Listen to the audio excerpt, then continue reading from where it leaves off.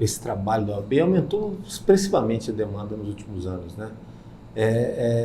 Isso se deve... Por que as pessoas buscam o Brasil? A gente é realmente um país de braço aberto, a Constituição favorece, as leis daqui são mais fáceis de serem entendidas.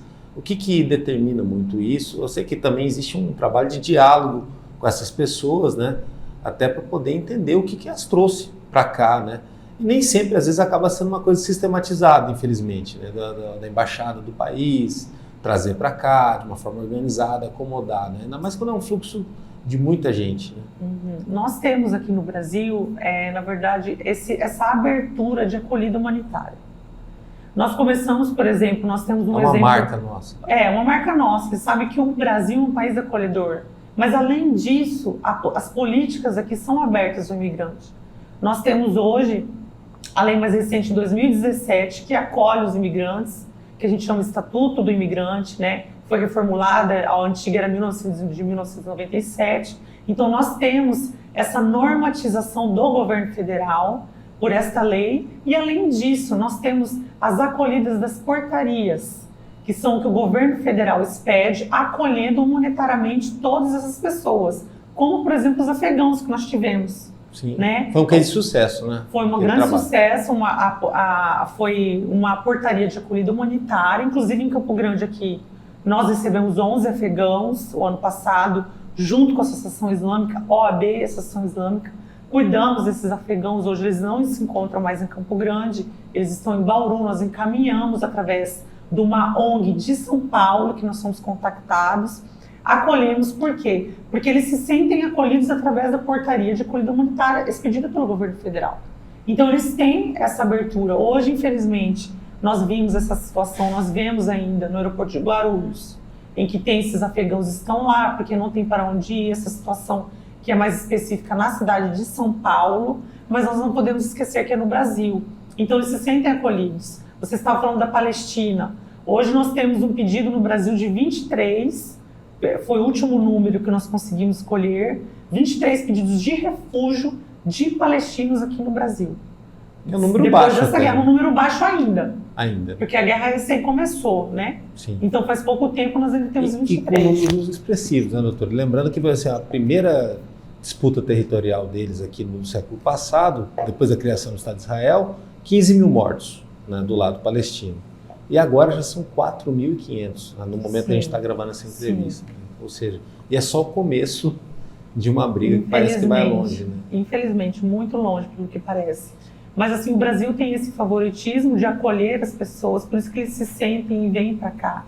Né? E a gente assim, fica feliz porque nós podemos alcançar o nosso trabalho voluntário, que é para esse imigrante. Porque ele precisa, imagine, sair da própria casa, desconhecida, muitas vezes sem documentação, que nós encontramos os venezuelanos, não vem sem documento nenhum, sem certidão de nascimento, sem documento de identidade. Movido pelo desespero. Pelo desespero econômico, que no caso da Venezuela é econômico, no caso da Palestina é a guerra, no caso do Haiti é o climático, que veio pelo terremoto em 2010. Bom, de tantas comissões da OAB, né, são mais de 30, você acabou escolhendo essa e acabou sendo laureada aí como presidente dessa comissão que é tão importante. O que te levou para essa área? Se antes você já trabalhava com isso? Ou essa escolha dentro da seccional aqui de Mato Grosso do Sul? Olha, na verdade a gente não escolhe, a gente é escolhido. Sério? Que legal. Eu escolhi fazer parte da Comissão de Direitos Humanos da OAB de Mato Grosso do Sul, que é uma grande área que eu gosto, inclusive estou me especializando nisso.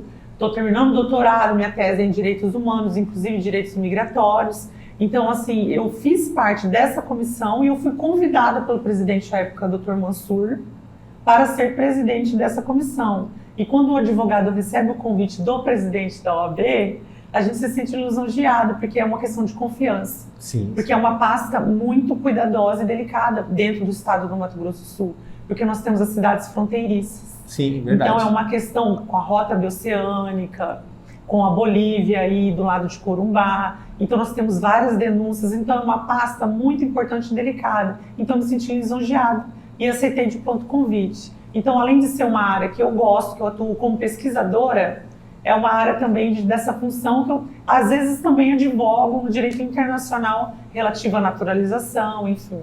te ajuda a se integrar mais com aquilo que você já estuda, né? Isso. E esse intercâmbio, por exemplo, com relação, a gente falou do tamanho do nosso país, sobre esse assunto com outras seccionais da OAB, existe algum tipo de congresso, encontros regulares, ou até, hoje, depois da pandemia, intensificou bastante isso, né? Fazer tudo pelo Zoom ali e tal, de vocês conversarem sobre essas situações, né?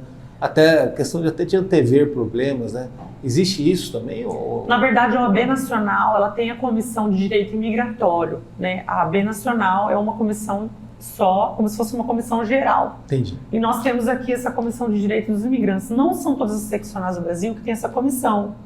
Mesmo porque, apesar de todos os estados brasileiros, eu acredito, tenham um imigrante ali, elas não são situações específicas como o estado de Mato Grosso do Sul, que é uma rota de passagem imigratória, né? Direito imigratório.